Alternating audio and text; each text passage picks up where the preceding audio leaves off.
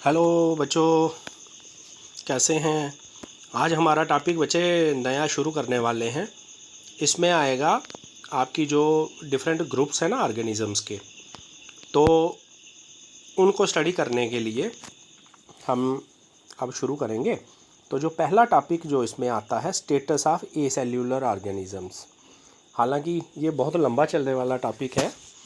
इसमें से जब सबसे पहले ए सेल्यूलर ऑर्गेनिजम्स जो जो सेल भी नहीं हैं, उनमें से आ जाते हैं वायरसेस। इसके बाद हम आगे देखेंगे, वायरसेस आएंगे, वायरियाइड्स आएंगे, जो आपके स्लाइम मोल्ड्स हैं, और उसके आगे बढ़ते बढ़ते बैक्टीरिया, बैक्टीरिया से एल्गी, एल्गी से फिर फंजाई, ब्रायोफाइट्स, ये सारे ग्रुप्स ये स्टडी करेंगे, इनका लाइफ साइकिल स्टडी करेंगे। ठीक है, तो आज इसी टॉपिक का सबसे पहला है वायरसेस। तो वायरसेस का स्टडी करने के पहले हम थोड़ी सी इसकी ना हिस्ट्री कर लेंगे कि वायरसेस होते क्या हैं। ये हम बाद में करेंगे, पहले हिस्ट्री कि वायरसेस को लोगों ने देखा कैसे, जाना कैसे। बेसिकली जो वायरसेस है ना बच्चे, इसका जब मतलब निकालने की कोशिश करते हैं तो वायरसेस की डेफिनेशन आज तक भी जो डिफ़ाइन नहीं हो सकी है। मतलब जो बहुत बड़े बड़े साइंटिस्ट हैं ना, वो अभी भी कहते हैं कि वायरसेस आर वायरसेस। ठीक है, कई कहते हैं कि द वायरसेस आर न्यूक्लियोप्रोटीन्स। ठीक है, माइक्रोस्कोपिक स्ट्रक्चर, सब माइक्रोस्कोपिक या electron microscopic structures which are nucleoproteins, है ना, विच आर ऑब्लिगेट पैरासाइट्स। ये बहुत अभी चल रही है इसकी कि वायरसेस को कैसे डिफ़ाइन करेंगे, लेकिन हम इसका थोड़ा सा एक हिस्टोरिकल अकाउंट आपको बताएंगे आज। बड़ा इंटरेस्टिंग भी है, और ये आपके जनरल नॉलेज है ना जो, उसमें काम आएगा। अगर आपने नीट के एग्ज़ाम में अपीयर होना है, उसमें भी काम आएगा आपको। तो सबसे पहले आप देखो कि इसको वायरसेस को डिस्कवर किसने किया था। ठीक है, हालांकि इनके पहले भी बहुत काम हुआ था वायरसेस पे। ठीक है, लेकिन जो सबसे पहले इसका श्रेय जाता है, एक डी इवानोव्स्की थे। 1892 में उन्होंने इसको डिजीज़ देखा एक, कहाँ, टोबैको प्लांट पे। ठीक है, तम्बाकू होता है ना, उसके प्लांट पे देखा एक टोबैको मोज़ाइक डिजीज़ होता है। जो तम्बाकू के पत्ते होते हैं ना, उसमें कुछ ज़्यादा ग्रीन स्पॉट्स थे, कुछ कम ग्रीन स्पॉट्स थे, उनको मोज़ाइक बोलते हैं। तो टोबैको मोज़ाइक डिजीज़, इसको टोबैको मोज़ाइक डिजीज़, और इसको वायरस ने काज किया था। इसलिए उस वायरस का नाम भी उन्होंने ना उस प्लांट के नाम से ही रखा। तो आज भी जो जब वायरसेस का नाम रखना होता है ना, तो वायरसेस का नाम रखते हैं जो वो डिजीज़ प्रोड्यूस करते हैं उसके हिसाब से। तो क्योंकि इसने टोबैको पे डिजीज़ प्रोड्यूस किया मोज़ाइक, तो इसलिए इसका नाम उन्होंने रख दिया TMV, टोबैको मोज़ाइक वायरस। ठीक है, टोबैको मोज़ाइक वायरस डिस्कवर किसने किया है? इवानोव्स्की ने 1892 में। ठीक है, टोबैको प्लांट में। ठीक है, और उन्होंने क्या डिस्कवर किया, उसने देखा कि इसके पहले क्योंकि बैक्टीरिया डिस्कवर हो चुके थे, लीवन हाक ने डिस्कवर किए थे बैक्टीरिया। तो बैक्टीरिया जो थे ना, वो फ़िल्टर पेपर पे उनको आप रोक सकते थे, मतलब थोड़े बड़े होते थे, वो फ़िल्टर पेपर से फ़िल्टर हो सकते थे। कि जैसे फ़िल्टर करना हो किसी चीज़ को, जब आप पत्ती चाय फ़िल्टर कर रहे होते हो, तो जो चाय सारी नीचे चली जाती है, उसकी जो पत्ती, जो पार्टिकल्स मोटे साइज़ के होते हैं, वो ऊपर रहते हैं। ठीक है, तो वो जो फ़िल्टर्स जो बैक्टीरिया को ऊपर रिटेन कर लेते थे, फ़िल्टर कर लेते थे, अलग कर लेते थे बाकी वाले स्टफ़ से, उनमें से ये जो वायरसेस ये जो थे ना, ये फ़िल्टर हो जाते थे। इसका क्या मतलब निकाला उन्होंने कहा कि ये जो वायरसेस होते हैं, जो बैक्टीरिया से छोटे होते हैं, कि जो फ़िल्टर्स बैक्टीरिया को रिटेन कर लेते हैं, ये उससे पास थ्रू कर जाते हैं, निकल जाते हैं। तो ये इसको ऐसे डेट वाइज याद रखोगे तो बड़ा इजी रहेगा। डिस्कवरी कब हुई? 1892 में। किसने की? इवानोव्स्की ने। इसके बाद दूसरा आदमी आ गया, बीजरिंक। बीजरिंक, ये देखो स्पेलिंग इसका लिखा है BEIJERINC। 1896 में, उसके 4 साल बाद इसने क्या किया, इसने वायरसेस को देखा और कहा कि वायरसेस कंटेंजियम वाइवम फ्लूडम। कंटेंजियम का क्या मतलब है? जो इन्फेक्शियस हो। वाइवम का क्या मतलब है? पॉइजनस। और फ्लूडम का क्या मतलब है? लिक्विड। कंटेंजियम वाइवम फ्लूडम, उनने इन वायरसेस को कह दिया। कंटेंजियम का फिर से मैं बताता हूँ, इन्फेक्शियस। वाइवम का मतलब पॉइजनस। फ्लूडम का मतलब लिक्विड। तो उसने कहा कि ये जो वायरसेस हैं एक तो इन्फेक्शियस हैं, दूसरे पॉइजनस हैं, मतलब पॉइजनस मतलब पैथोजेनिक, जो मार सकते हैं। फ्लूडम मतलब लिक्विड्स हैं। ये ऐसा उसने क्यों कहा? क्योंकि जो ऊपर उसने टोबैको मोज़ाइक डिजीज़ देखा ना पत्तों में, उसने क्या किया कि उस पत्तों का रस निकाला, ठीक है, उसका रस निकाल के, जूस निकाल के उसका स्प्रे किया बाकी वाले टोबैको के जो हेल्दी प्लांट्स के पत्ते थे उन पे स्प्रे किया। तो उन्होंने देखा जो बाकी वाले पत्ते थे ना जो हेल्दी थे, उन पे भी ये जो जाके इसने वो डिज़ीज़ प्रोड्यूस कर दिया। इसलिए उसने कहा ये इन्फेक्शियस है, वाइबम है, पॉइजनस है, डिजीज़ करता है। फ्लूडम है, लिक्विड है, स्प्रे किया जा सकता है, ठीक है। तो इनके बाद और दो साइंटिस्ट थे, ट्वार्ट और डी हेरेली। ट्वार्ट ने 1915 में और डी हेरेली ने 1917 में डिस्कवर क्या किया? बैक्टीरियोफाजिस को, ठीक है। बैक्टीरियोफाजिस क्या होते हैं?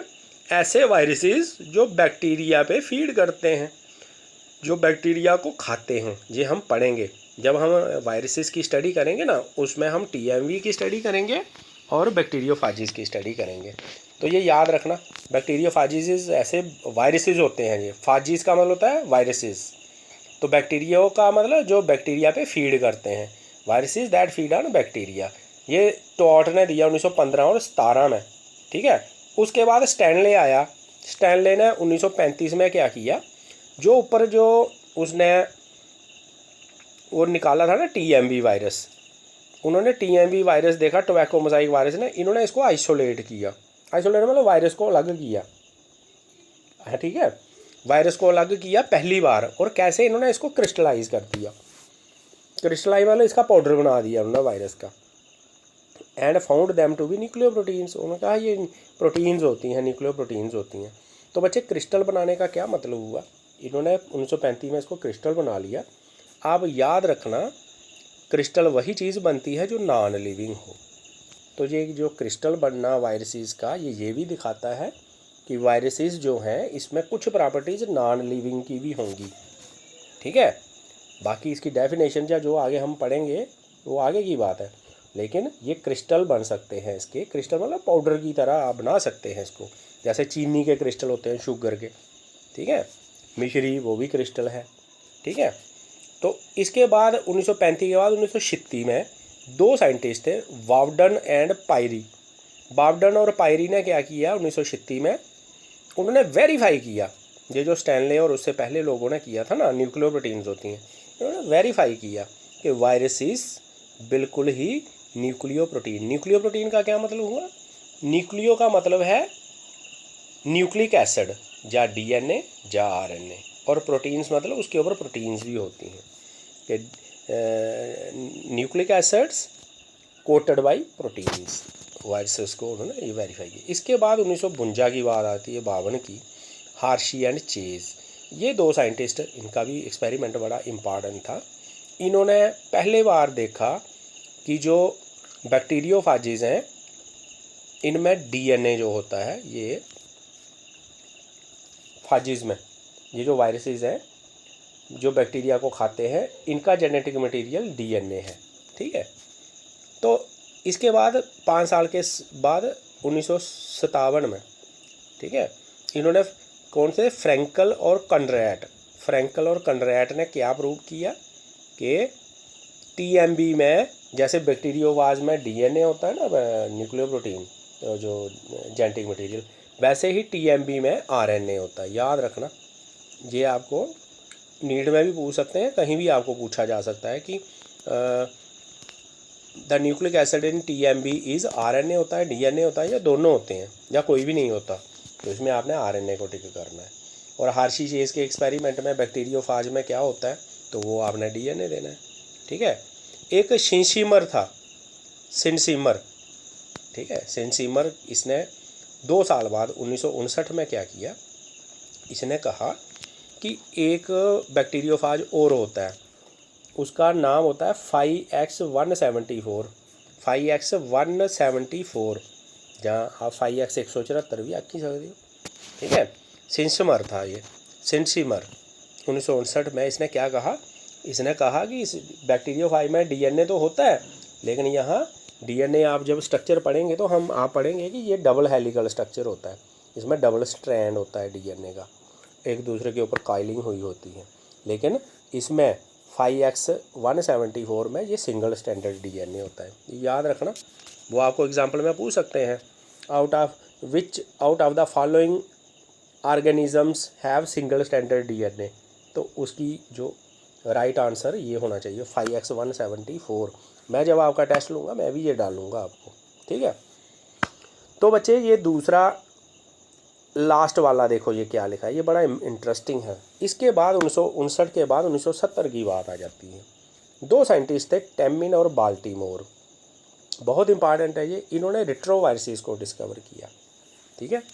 रिट्रोवायरसिस को डिस्कवर किया। कौन से वायरसेस होते हैं? ये ट्यूमर वायरस होते हैं, या कैंसर काज करने वाले वायरस होते हैं, जिनसे कैंसर होता है, ठीक है। और ये सिंगल स्टैंडर्ड आरएनए वायरसेस होते हैं। अब हम आपको ये भी बताएंगे कि ये रिट्रोवायरसेस इनको क्यों कहते हैं, इनमें क्या होता है।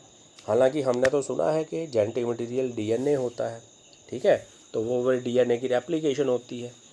फिर अगर आरएनए जेनेटिक मटेरियल है तो उसकी रेप्लिकेशन कैसे होती है, ये हम आपको अगले लेक्चर्स में बताएंगे।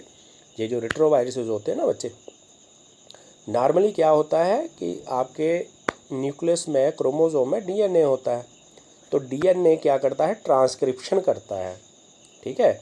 वो एक कॉपी बनाता है डीएनए की ही, जिसको बोलते हैं आप आरएनए, राइबो न्यूक्लिक एसिड, ठीक है। तो अगर सेल बायोलॉजी की या जेनेटिक्स की भाषा में हम उसको मैसेंजर आरएनए बोलते हैं। उस प्रोसेस को हम बोलते हैं ट्रांसक्रिप्शन, ठीक है। Transcription is the process in which DNA is transcribed या डीएनए कन्वर्ट्स इनटू आरएनए, ठीक है। लेकिन ये रिट्रोवायरसिस में बच्चे उल्ट होता है। इसमें जेनेटिक मटेरियल होता है आरएनए, लेकिन डीएनए से आरएनए बनता है। अब आरएनए से क्या क्या होगा? तो इन्होंने क्या किया, टेमिन और बाल्टीमोर ने, इन्होंने देखा कि जो रिट्रोवायरसिस थे उनका जो आरएनए है ना, वो कन्वर्ट हो रहा था डीएनए में। कि पहले डीएनए आरएनए में कन्वर्ट होता देखा था, बाद में आरएनए उन्होंने देखा ये भी तो कन्वर्ट हो रहा है डीएनए में। अब आरएनए से डीएनए को कौन कन्वर्ट कर रहा है? अब डीएनए से आरएनए जब बना था, वो तो था आरएनए पॉलीमरेज ने किया। आरएनए पॉलीमरेज ने डीएनए से आरएनए बनाया। इन्होंने रिट्रोवायरसिस में डिस्कवर किया एक एंजाइम, जिसको उन्होंने बोला रिवर्स ट्रांसक्रिप्टेज, ठीक है, कि ट्रांसक्रिप्शन को जो रिवर्स करता था, डीएनए से आरएनए को, जो आरएनए से डीएनए बनाता था, रिवर्स ट्रांसक्रिप्टेज एंजाइम। उन्होंने देखा ये आरएनए को डीएनए बनाता है, फिर डीएनए जो है आगे जितनी मर्जी कापियाँ बनाए, ठीक है। तो टेमिन और बाल्टीमोर ने सिंगल स्टैंडर्ड आरएनए वायरसेस, जो रिट्रोवायरसेस थे, उनको किया, ठीक है। तो कुछ और एग्जांपल्स हैं सिंगल स्टैंडर्ड आरएनए वायरसेस की। देखो, जो पोलियो वायरस है ये भी सिंगल स्टैंडर्ड आरएनए है, रेबिस वायरस है ये भी सिंगल स्टैंडर्ड आरएनए है, इबोला वायरस था ये भी सिंगल स्टैंडर्ड, हिपेटाइटिस वायरस, ये जांडिस दा वायरस होंदा बच्चे, सी हिपेटाइटिस ए भी होंदा, बी भी होंदा, सी भी होंदा, डी भी होंदा ते ई भी होंदा। ये जेह्ड़ा सी ते ई है ना, ये वायरस है सिंगल स्टैंडर्ड आरएनए। इन्फ्लुएंजा जुकाम वाला, कॉमन कोल्ड वाला वायरस जेह्ड़ा, ये भी सिंगल स्टैंडर्ड। सार्स वायरस का तुसें हुण पिछले दिनें बड़ा नां सुनेआ होना, ये भी कोई 10 साल पहले आया हा, ये भी चीन चा निकलिया, सवीयर एक्यूट रेस्पिरेटरी सिंड्रोम, ठीक है। तो हुण रीसेंटली जेह्ड़ा, जेह्दे कारण तुस घर बैठे दे हो, कोविड-19, ये भी थोड़ा सिंगल स्टैंडर्ड वायरस है, याद रखियो बच्चे। तो जेह्ड़ा थोड़ा HIV वायरस है ना, जेह्ड़ा एड्स काज करता, वो भी थोड़ा सिंगल स्टैंडर्ड आरएनए वायरसिस है, ठीक है। ये ही थोड़ी जी हिस्टरी। तो बाकी वाला जेह्ड़ा हुण जेह्ड़ा ये है कि वायरस दी डेफिनेशन केह् है, एह्दा स्ट्रक्चर केह् होंदा, एह्दी रिप्रोडक्शन केह् होंदी, ठीक है, और एह्दी सिग्निफिकेंस जां एह्दे वायरसिस दे बेनीफिट्स या यूजेस या डिजीज़ केह् प्रोड्यूस करदे, एह् अस अगले लैक्चर च करगे, ठीक है बच्चे। Thank you.